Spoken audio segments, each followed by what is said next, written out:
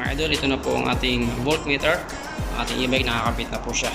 So dito na to the percentage, dito 0.2 volts. Okay, so yan po yung ating voltmeter ng ating e-bike.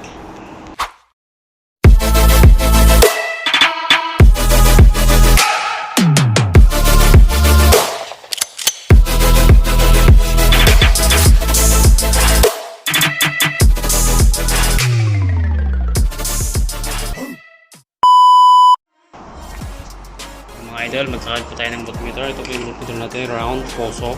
So ito po ay 12 volts to 150 volts. Ayan po, nakasunod po siya. So saan po natin isasabit yan?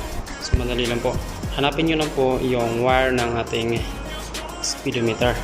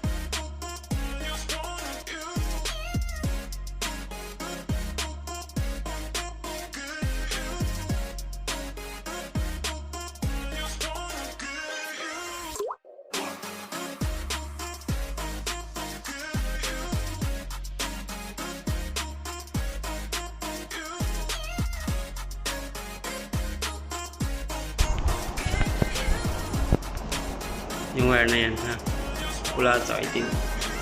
Ito ano to eh, dito lang.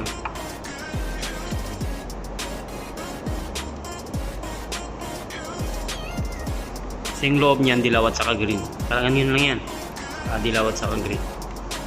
Okay, ito may kasabi.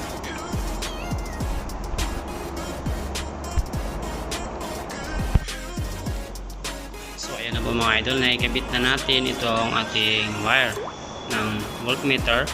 Ay, yung itim nakasabit sa itim, yung pula nakasabit sa pula. So ayan na po siya. So gagawin natin, ipapasok ulit natin.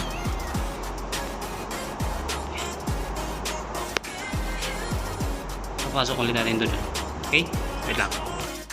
So ayan na po, naisaksak na po natin siya, nakapag-connect na natin.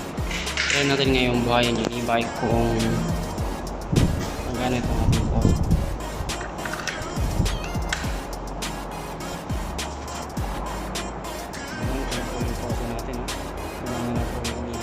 Ito po yung battery natin, yung e-bike. Yung battery. Yung po kayong aasa dito sa yung bar na to, kasi hindi po accurate yan. So dapat meron po kayong voltmeter para sa inyong e-bike. So ito po ay 12 volts to 150 volts. So pwede po ito sa mga e-bike.